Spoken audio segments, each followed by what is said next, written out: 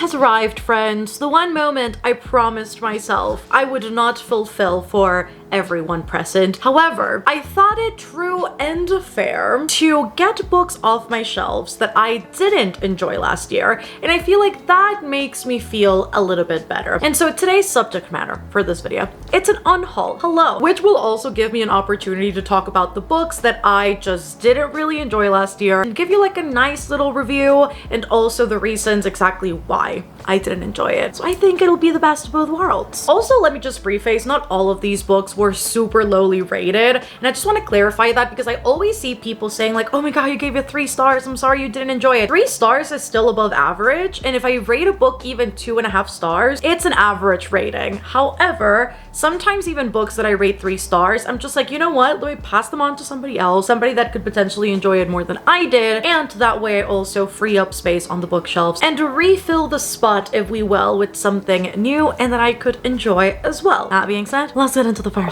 And it's a bundle. It is the Colleen Hoover books that I read for the Colleen Hoover video. Now, if you guys didn't watch that video, I will be leaving it linked down below. However, I made an entire video dedicated to these 3 books right here. So November 9, It Starts With Us, and Ugly Love. Because I had read other Colleen Hoover books in the past, I had sort of like a limited range of books that I could read for the very first time in that video. And so these were the 3 that I ended up going with, and obviously it did not go well. I think overall the conversation in the video was really surrounded and really boiled down to, one, there's a big issue with marketing with a lot of these books where they are geared and sold and marketed towards young adults when a lot of these books are just adult and they have very adult themes. Specifically when it comes to the toxicity of these characters, it's really interesting how all of these books, or the majority of them, are sold, pitched, marketed as romances. However, there are books that deal with domestic abuse.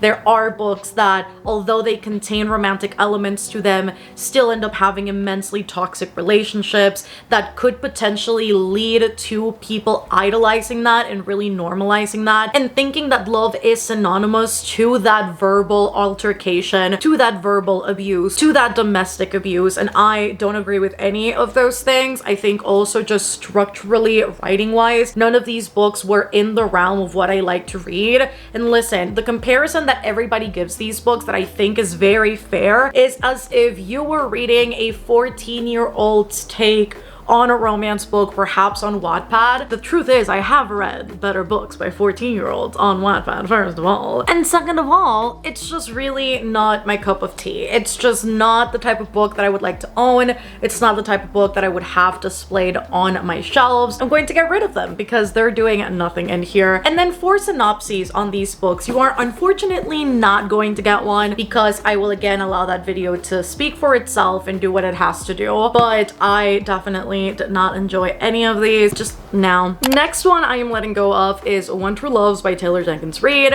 I mean, not only was this book not a good time, but this book is also, at least my copy, it's not bound well. So every few pages, the pages do fall out. So this is unfortunately a book that whomever decides to take it, it's falling apart. So there's that. It came that way. And you know what? In the same way that the reading experience physically was not enjoyable, this read was also not that enjoyable. And I know this is a lot of people's favorites, and I felt quite bad when I had finished the book and I was just feeling very underwhelmed. However, I do think I've got several good points as to the why. So we follow our main character Emma, and Emma ends up marrying her high school sweetheart, who's Jesse. They build their life together, they're very much in love, and on their very first wedding anniversary, Jesse decides to go up on a helicopter to some mountain to do something and something because they're both travelers and they like to discover the world and travel places and really immerse themselves in different cultures and different sceneries, and it's a really great time for them. That being said though, in this trip that Jesse goes to alone, he is believed to have died because the helicopter is nowhere to be found. They never found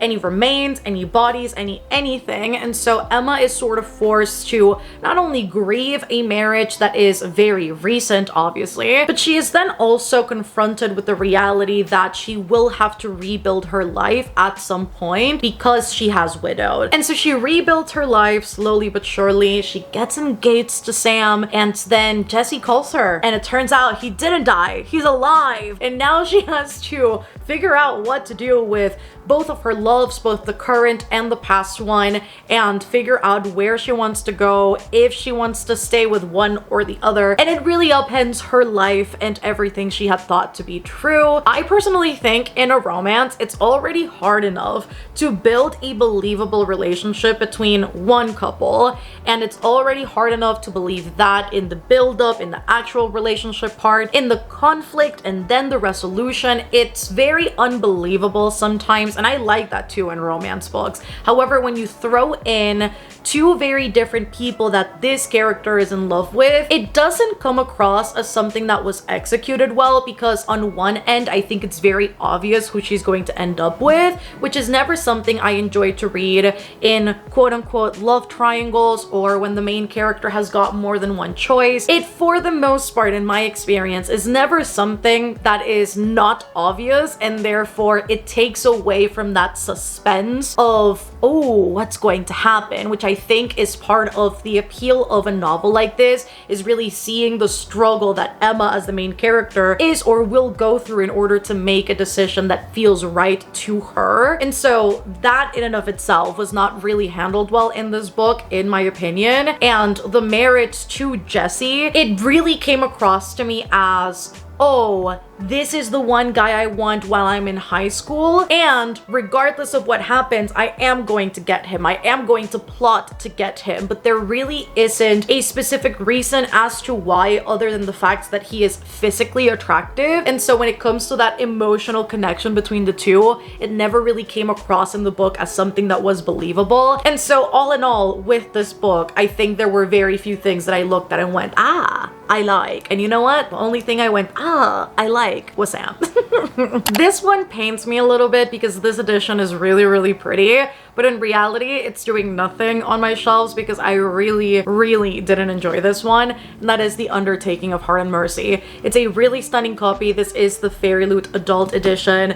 Again, it's got some really, really amazing end papers, and you know, I wish I could keep this, but I feel kind of guilty with holding this on my bookshelves, fully knowing that I didn't love this book. So I'm sure I could find a friend of mine that could potentially enjoy this more than I did. And in this one, we follow Heart and Mercy. Heart is a marshal who basically hunts zombie-like creatures in order to protect the citizens of the city they live in. And then we have got Mercy, who is single-handedly taking care of her family's undertaking business. And so she is taking care of that because her family is unable to. Everybody is kind of off doing their own thing. And it seems to her, at least, like nobody is in this business as much as she is. And it also is a very patriarchal system, a very patriarchal business where only the men are quote-unquote reliable or responsible for the undertaking establishment, I guess we could take it. And these two really hate each other. The reason why they hate each other is silly. Like, that's just, it kind of is what it is. But they do hate each other, and then one day Heart addresses a letter to a friend, and it suddenly falls on the hands of Mercy, who takes the letter, she reads it, it really resonates with her, and then she sends a letter back, and they go back and forth pen paling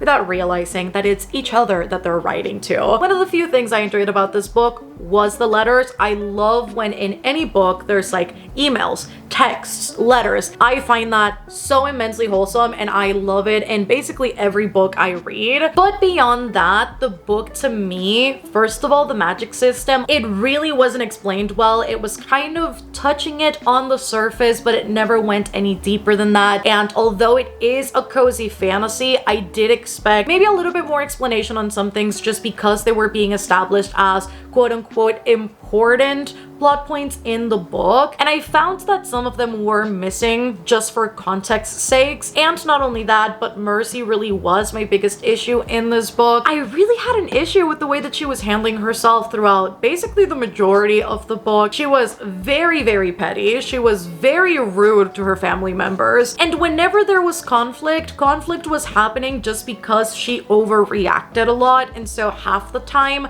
I was rolling my eyes at Mercy. And so I was frustrated because I do think there are things about this book that worked out for it, like the mentor relationship that Hart had with one of the other characters. I think really Hart's POV was my favorite, but other than that, I felt like everything else about this book was kind of lackluster and I just wasn't really vibing. We have a poetry collection and this is Break Your Glass Slippers by Amanda Lovelace. I read this last year and I always seek out poetry as a means to find comfort, reassurance, advice, and just those words of wisdom maybe that other people might possess that maybe at a point in time I cannot see myself. And so I picked this up in the hopes that it would deliver on that. Unfortunately, it did not. It ended up very much falling onto the Instagram, Tumblr poetry side of things, and I have certain passages that I would like to share with you just for illustration purposes. If he doesn't think you're absolutely stunning at your dirty sweats and grass-stained feet, then he sure as hell doesn't deserve you at your fancy dress and uncomfortable heels. You are limitless. You can have the lipstick, you can have the sword. You were my almost, but I'm my own forever. At the time, I really thought I would love this because I had heard really amazing things about Amanda Lovelace, and I don't know if maybe I just picked up the wrong poetry collection.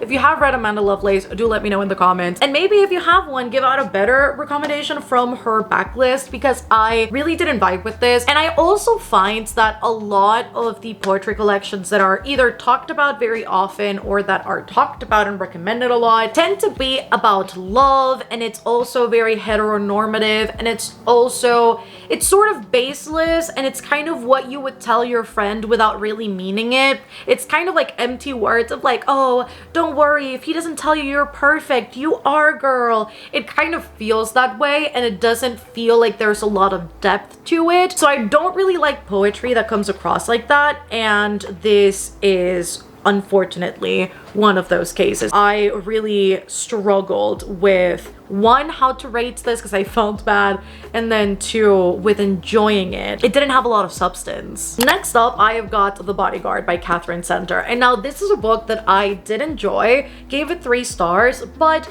I didn't enjoy it enough to keep it, if that makes sense. Also, my copy, do you see this? Like, there are pages jutting out, and also like the way that it's bound, it's just, it really doesn't make a lot of sense. You can kind of see, I don't know if you can properly see it, but there are like pages, they're just like completely looking as if they're falling out, but I don't think that they are. It was weird. My copy got here in a really bad state. This book kind of ended up being lackluster for me. I think the concept was really, really cool. We have a main character who works at this sort of like spy bodyguard agency situation, and she is hired to look after a celebrity. Celebrity is like really reluctant at first because he doesn't think that he needs the security team.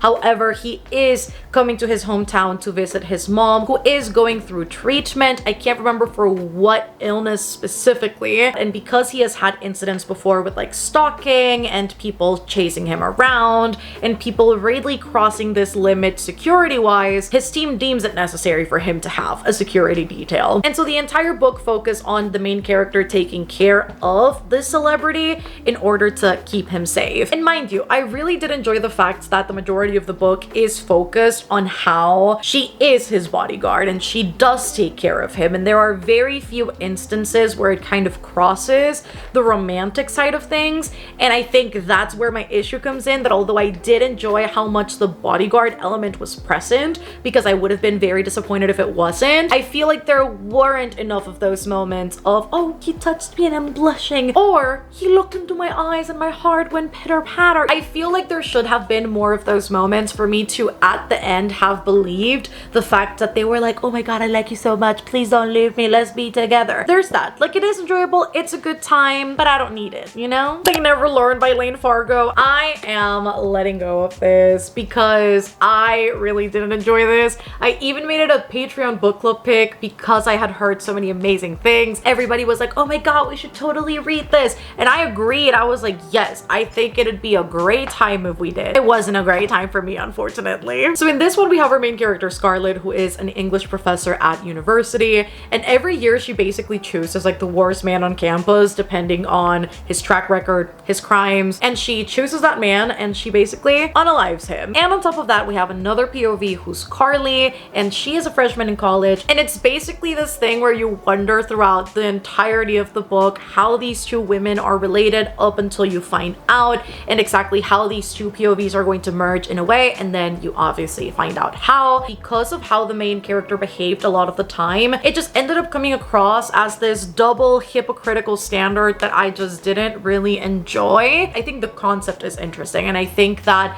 there is a bigger conversation to be had about men being able to get away with many a thing, and particularly the conversation about teenage boys or men in general being in college campuses and committing crimes, and whether it's the school security or the local police that does not believe the women and the allegations that they are bringing up towards these men, or because they are well connected and therefore they're just slipping it under the rug, or cases like Chanel Miller's where it was very prominently seen how they did not want to convict him because he had a lot of potential. And so I do think that there is a bigger conversation to be had about all of those things. I just don't think this book did it very well. I really didn't vibe with this, and I just thought it was a really disappointing execution for a concept that otherwise could have been really interesting. Another little bundle of books I am letting go of, and that is the From Blood and Ash series, and I mean particularly the first 3 books, which are the only ones I own in the Blood and Ash series. That is From Blood and Ash, Kingdom of Flesh and Fire, and then the one that made me want to unhaul this whole thing, The Crown of Gilded Bones. So I'm letting go of these. Basically in this series we follow Poppy, who is a maiden, and she has basically been brought up with the belief that she will play a bigger role for society and the world as a whole, and therefore she grows up very sheltered, not being able to do a lot of things, not being able to talk to certain people. She cannot be touched. She cannot lose her virginity. Like, there are many things she cannot do in order to fulfill this role that she has. And then she ends up being assigned a bodyguard by the name of Hawk, and she starts experiencing things that she never has before. And it kind of goes from there, and the world has vampires and werewolves and dragons and magical creatures and deities and all these things, which I think all in all, when put together, it is something that I would enjoy, and I did initially enjoy Blood and Ash and Kingdom of Flesh and Fire. However, I think the more that the books have set with me, it's just like they really did nothing special. I think they truly do follow sort of the standard overdone metric for fantasy romance, where it ends up doing nothing really interesting. And particularly for the 3rd book, I think a theme that was very noticeable in this one that perhaps to me wasn't very noticeable in the first 2 is that Jennifer L. Armentrout spent a lot of time just obviously building that romance, building that tension, and really allowing the characters to literally go at each other and just have fun and have sex. However, when it comes to the world building, when it comes to the plot points, when it comes to the plot progression, there isn't as much of that as there is as much of everything else. And in the 3rd book, it was just a lot of nothing. It was basically 600-ish pages, I think, of them running circles around this really big answer, and then when you get to the end of the book, it's like, okay, I knew this all along, and you should have too, because it was very obvious. And there were several mentions throughout the book of, oh my god, do you know what this is? And then the other person would reply, no, I don't know. And then 100 pages later they would ask, and then the character would reply this time, oh, it is the best kept secret in the realm, and we are not supposed to let other people know, but since you asked, I shall let you know. And I'm like, they asked you a while ago and you didn't answer then. And so it was a really frustrating 3rd book read, and I was aware that I was not going to enjoy it just because people had already talked about how overwhelmingly underwhelming that 3rd book was, but it was a lot worse than I was anticipating. So didn't really enjoy this, and these 2, it really did remind me of just like ACOTAR, ACOMAF, and I was like, I've already read that. Somebody will enjoy these being passed on to them. I'm finally letting go of Milk Fed Friends. I have owned this since last year. I read it, I gave it 1 star. I really didn't enjoy it, but it's been on my shelves ever since, and I think it's time for me to let it go. We basically follow Rachel, who's the main character, and she lives under this belief that caloric restriction is the way to go. She has her rituals, she knows where to go, and because of that, and because she has all of her rituals, she ends up meeting Rachel, who works at the frozen yogurt place that she tends to go to, and she basically grows a little in love, a little obsessed with Miss Miriam, and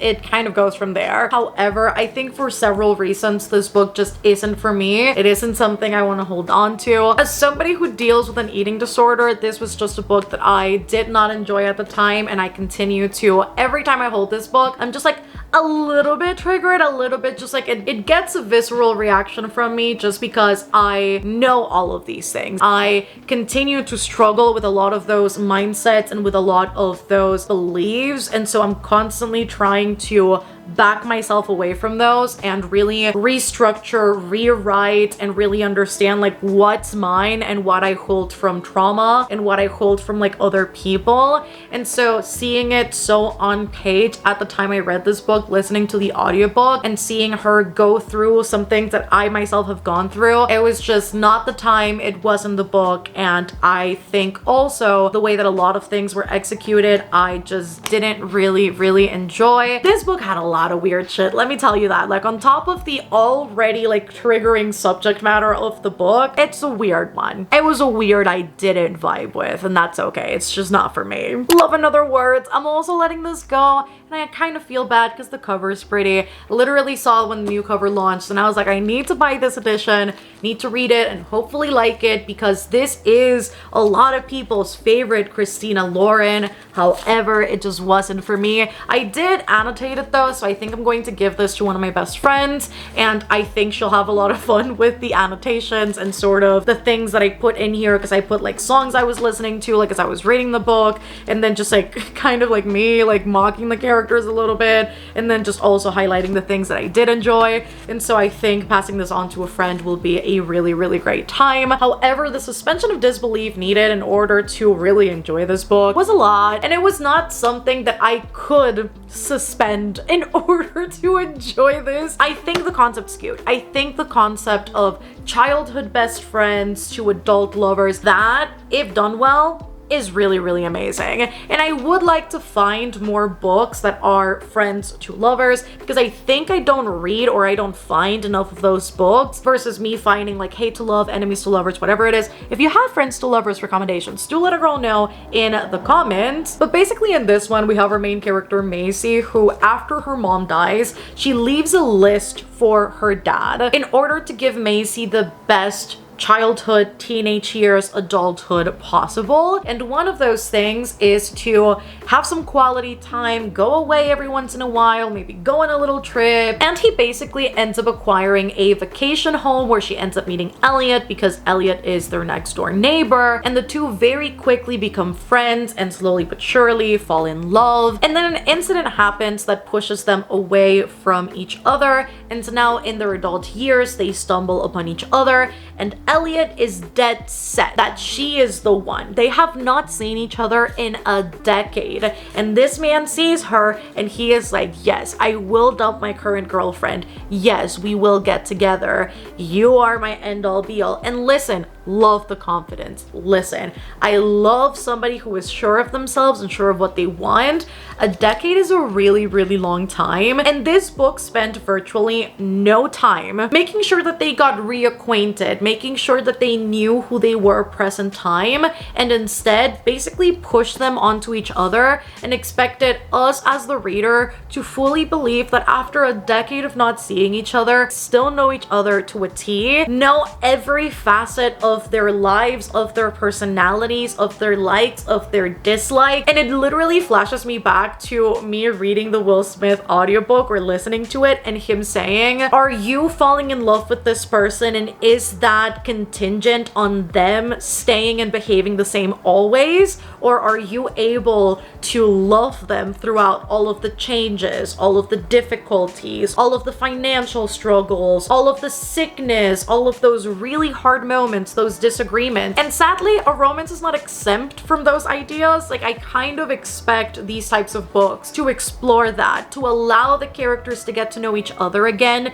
and discover what love means for them now and how they can love each other now if that is the case. And I'm also sick and tired of these stories, because they are in film, they are in books, where the main character is engaged. However, we have to make that fiance absolutely horrid in order to highlight how amazing that past love interest was. And I don't like that, especially because in this case, the person she's engaged to is a single dad. And I wish that all of that would have been handled better. And so this book was just a miss after miss after miss. And I was just very disappointed altogether. And that is it for today, friends. Those are all of the books I am letting go of today. Again, I feel like as the year goes along and maybe I continue to accumulate books physically that I didn't necessarily love, I will potentially make another one of these. Do let a girl know if you would like more unhauls in the future, because again, not every book is going to be a 5-star, and that is okay. And when they are not, or when they are DNF, it's okay to let them go and pass them on to somebody else. So make sure to let a girl know in the comments if you'd like to see more of these. Don't forget to give this video a thumbs up down below if you liked it, and subscribe for more bookish content. Comment down below if you've read any of these books too. I'm interested to see what your thoughts and opinions were. Have you gotten rid of any books recently? Do let a girl know all of that in the comment section. If you want to support the channel further, I do have a Patreon. It is always linked down below in case you'd like something extra beyond these videos, and perhaps more day-to-day updates that you wouldn't see anywhere else. I love you guys so much. Thank you for watching, and I will see you on the next one. Bye, guys.